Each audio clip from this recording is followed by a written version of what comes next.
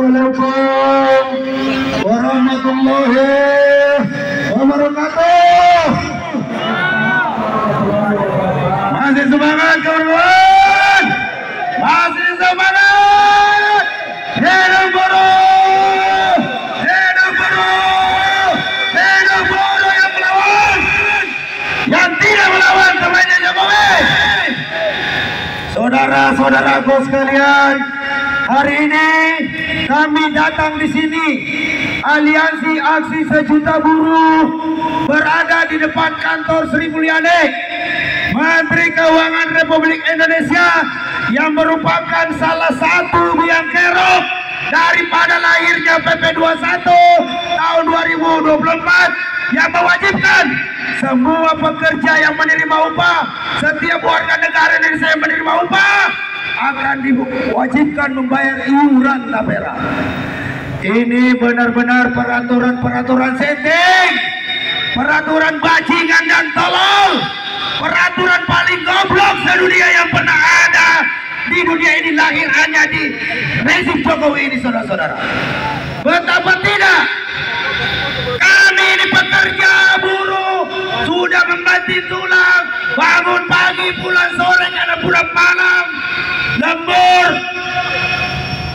diminta dipaksa dipotong upahnya untuk membayar namanya tapera.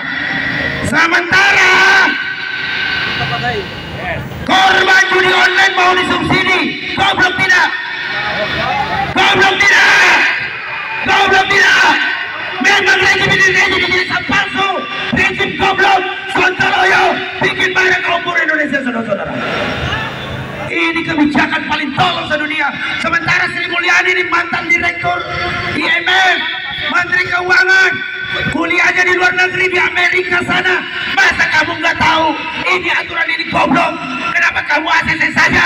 Makanya kami datang ke sini menuntut agar kegoblokan Menteri Sri Mulyani harus dapat dipertanggungjawabkan secara hukum, saudara-saudara. Kamu itu mentang-mentang Jokowi sudah pusing ini pimpin negara karena udah kebanyakan utang. Ini kamu main ACC saja, merampas uang waraya. Maka dari itu kami datang sini Nolianto, foto kamu Sri Mulyani kami berikan tanda iblis, karena kamu memang kurang ajar sama kaum buruh Indonesia, kurang ajar kamu sama rakyat Indonesia. Coba korlap, Satgas, Mapor, angkat itu bannernya Sri Mulyani, bakar di situ. Angkat itu bannernya, angkat itu bannernya. Bannernya di sana. Itu tuh yang tampangnya tampang penipu rakyat, tampang penipu rakyat kita bakar. Kita bakar. Kalau perlu lempar pakai sampah. Angkat ke sini, bakar di situ. Bakar. Angkat itu. Itu tampang penipu rakyat yang harus dibakar. Dia dibakar dunia sebelum dia dibakar di api neraka nanti, karena sudah mengkhianati rakyat Indonesia. Kita bakar, kosong, taruh di atasnya yang pas. Inilah tampang penipu rakyat yang sudah menghancurkan masa depan rakyat Indonesia. Kita bakar, saudara-saudara. Hidup buruh, hidup buruh. Kita bakar. Jangan dibakar foto-foto pimpinan. Mereka adalah pejuang-pejuang rakyat yang amanah dan istiqomah. Kalau itu tampang penipu rakyat yang memang harus dibakar, kita bakar dia di dunia sebelum mereka dibakar di akhirat. Jangan dipoto, woi, biarkan terbakar, biarkan terbakar, biarkan api-api revolusi itu membakar mereka. Api-api itu adalah api kemarahan rakyat Indonesia atas lahirnya tapera. Angkat bendera, putar lagu.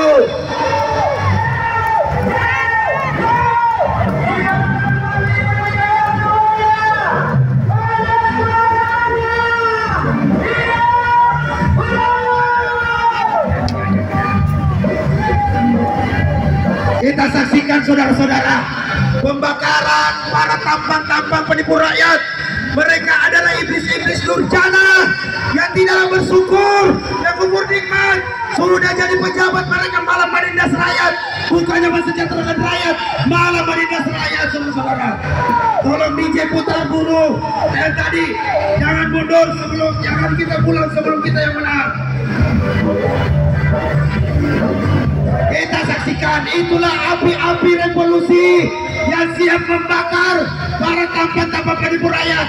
Ibu Sri Mulyani dan Jokowi yang baru ada di situ. Padahal masih banyak lagi para penipu-penipu rakyat ini, saudara-saudara. Ini kamu itu menteri jebolan luar negeri, pendidikan kamu tinggi. Kenapa kamu mau menipu rakyat? Kerjamu menipu rakyat. Kurang ajar, brengsek kamu ya Sri Mulyani. Ya kan, kalau tidak ada aparat kepolisian di sini, sudah dari tadi kami serbu ke dalam mencari kamu. Kurang ajar, udah tahu gaji buruh upahnya murah, malah disunatnya gede-gedean. Yang harusnya lu selamatin itu uang-uang korupsi, goblok. Kurang ajar kamu. Biarkan kawan-kawan tambah, kalau perlu tambah bannya, tambah bahan bakarnya. Masih kurang itu. Kita bakar itu. Memang mereka ini tampang-tampang penipu rakyat yang harus dibakar. Kita bakar dia dulu dia, sebelum dia dibakar dia neraka nanti.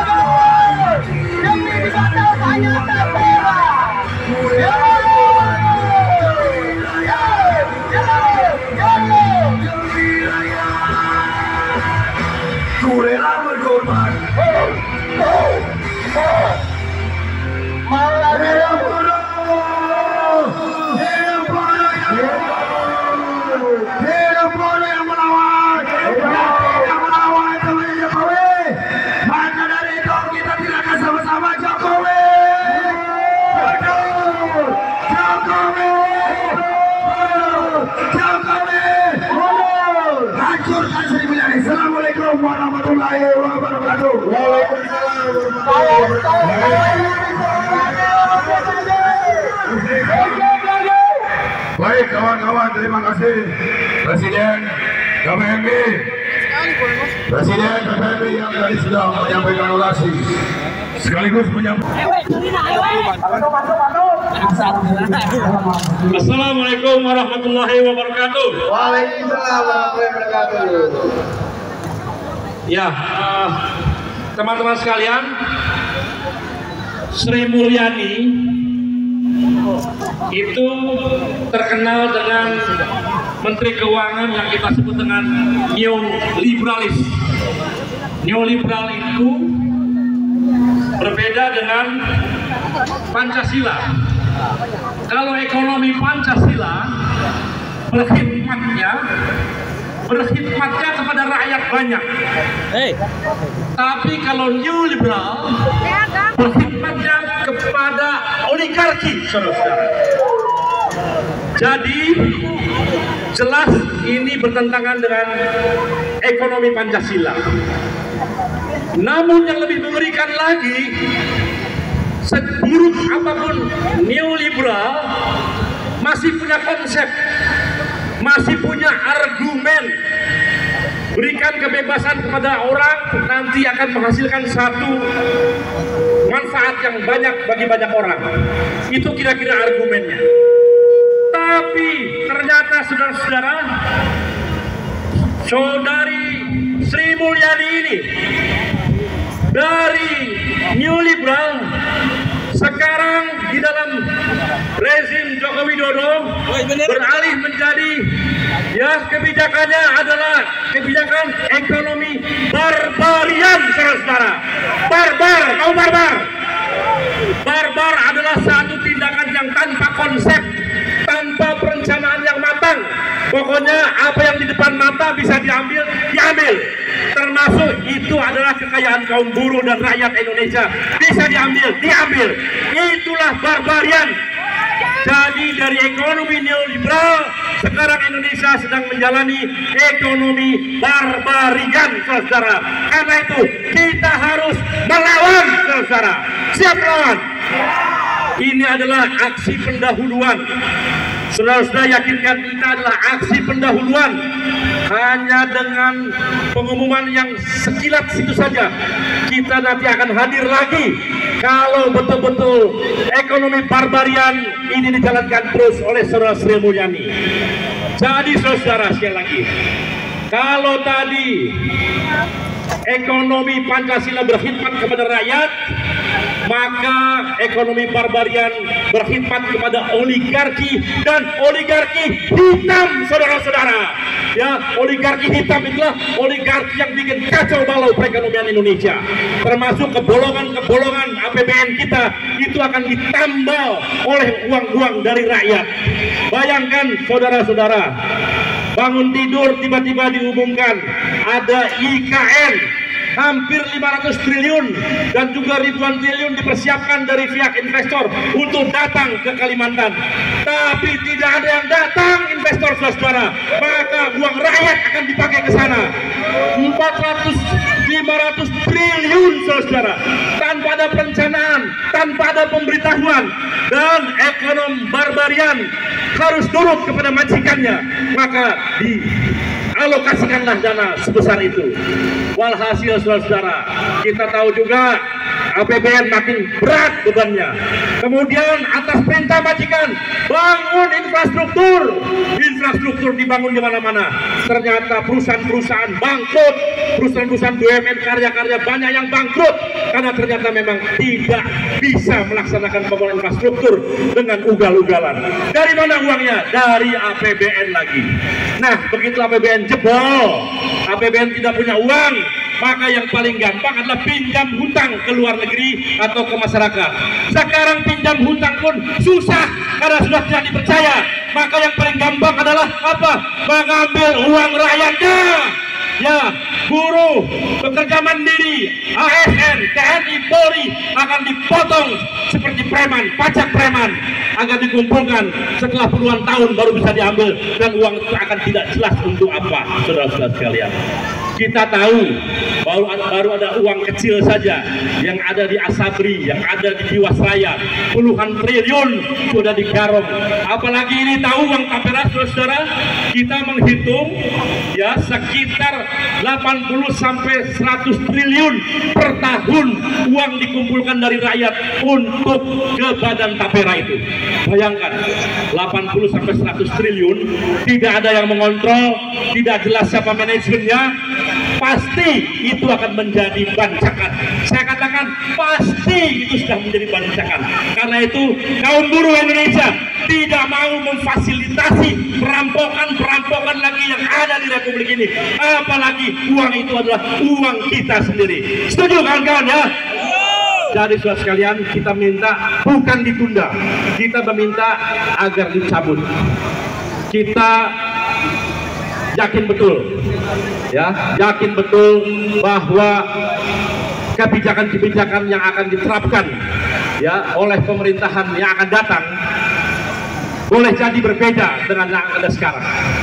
Ya, boleh jadi berbeda karena setidaknya kita tahu presiden terpilih kemarin punya background yang berbeda.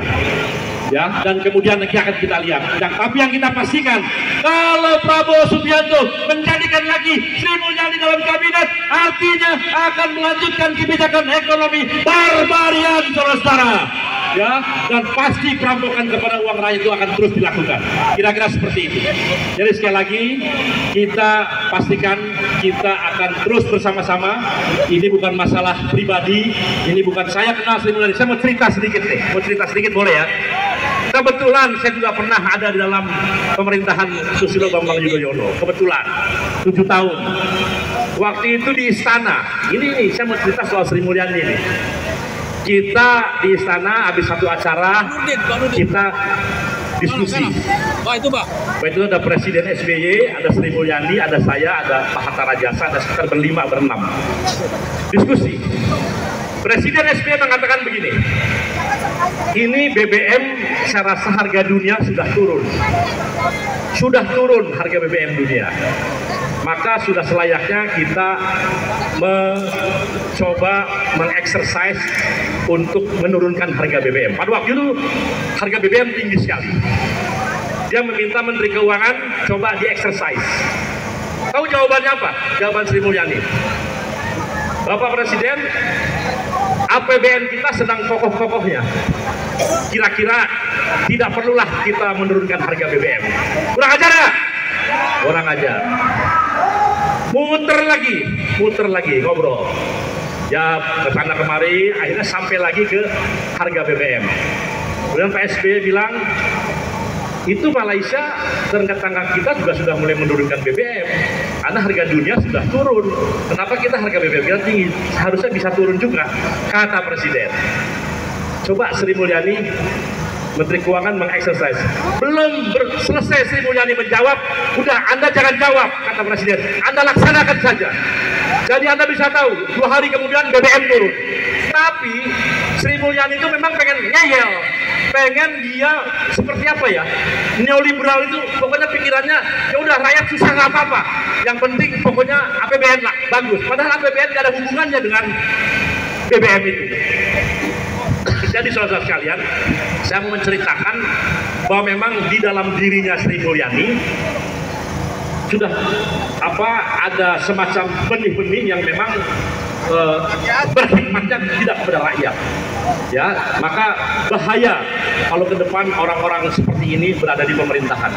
Dia tidak peduli orang-orang yang berbunuh diri, bahkan tiap hari kita dengar bunuh diri karena kelaparan, karena dengan anak istrinya tidak mau hidup susah, akhirnya dia bunuh diri. Dia tidak peduli dengan itu. Ya, jadi karena itu kita berharap sekali, kita mendesak orang-orang semacam ini tidak boleh lagi berada di kabinet yang akan datang. Kalau ada kaum buruh se-Indonesia pasti akan menolak, karena pasti akan merugikan kaum buruh. Hidup buruh! Hidup buruh yang melawan! Merdeka! Terima kasih. Saya perkenalkan ini Pak Sudarto akan membacakan. Pak Sudarto, Ketua Federasi RTMM, juga dari Aliansi Aksi Suka Buruh, akan membacakan pernyataan sikap dari kita semua. Silakan Pak Sudarto. Baik, terima kasih Bang Jumur. Assalamualaikum warahmatullahi wabarakatuh. Baik, atas nama Aliansi Aksi Jujuto Buruh, pernyataan sikap Buruh Indonesia menolak PP 21 tahun 2000 tentang penyelenggaraan tapera. Sudah menjadi pengetahuan umum bahwa APBN di era rezim Joko Widodo ini banyak dihambur-hamburkan untuk kegiatan-kegiatan yang tidak produktif, seperti pembangunan infrastruktur yang salah perencanaan dan pembangunan ibu kota negara IKN. Di samping itu juga, dalam proses pembangunan itu sendiri penuh dengan korupsi, kolusi, nepotisme dalam kurung KKN, sehingga membobol dana APBN yang seharusnya untuk kepentingan rakyat. Dana-dana yang masuk ke APBN banyak ditopang oleh utang, sehingga pada tahun 2024 ini APBN harus membayar bunga hutang hampir 497 triliun. Belum lagi untuk membayar utang jatuh tempo sebanyak 434 triliun. Nilai total ini sekitar 30% dari APBN 2024. Kecanduan utang ini diperkirakan akan terus berlanjut, sehingga membutuhkan sumber-sumber utang baru bagi APBN. Karena itulah berbagai cara untuk menyedot secara paksa uang rakyat, termasuk kaum buruh, harus dilakukan, diantaranya dengan memanipulasi kalimat indah tabungan perumahan rakyat atau tapera. Yang lebih mengerikan, pengelolaan dana tapera ini akan sangat rawan dirampok oleh para penyelenggara tapera. Mengingat contohnya, banyak perampokan ini sudah dilakukan oleh kegiatan pengumpulan dana serupa seperti Jiwasraya, Asabri, Taspen, dan kerugian puluhan triliun rupiah. Dalam tapera ini tidak jelas ukuran manfaat pasti dan jaminan pastinya, termasuk yaitu tidak mungkinnya semua kaum buruh dan rakyat yang mengiur bisa mendapatkan rumah. Di samping itu, saat ini kaum buruh sudah banyak mendapatkan potongan-potongan dari upahnya, seperti untuk BPJS Kesehatan, BPJS Ketenagakerjaan, PPH, dan sebagainya. Sementara itu, dengan Undang-Undang Omnibus Cipta Kerja, upah buruh akan terus dipaksa rendah dan sulit ditingkatkan. Dengan mengetahui, memahami, dan menyadari hal di atas itu semua tadi yang kami sampaikan, maka dengan ini kami menyatakan atas nama Aliansi Sejuta Buruh: 1. Menolak dengan tegas penyelenggaraan tapera. 2. Menuntut dicabutnya PP 21 tahun 2004 tentang penyelenggaraan tapera. 3. Menuntut dicabutnya Undang-Undang Omnibus nomor 6 tahun 2023 tentang Cipta Kerja. 4. Menuntut dicabutnya Undang-Undang Omnibus Kesehatan. 5. Menuntut dicabutnya Undang-Undang nomor 4 tahun 2003 tentang P2SK, liberalisasi sistem keuangan. Dan yang keenam, turunkan tarif listrik, harga BBM, dan kita semua menolak kenaikan pajak dan turunkan harga sembako. Demikian yang bisa kami sampaikan. Terima kasih. Wassalamualaikum warahmatullahi wabarakatuh. Hidup buruh! Hidup buruh!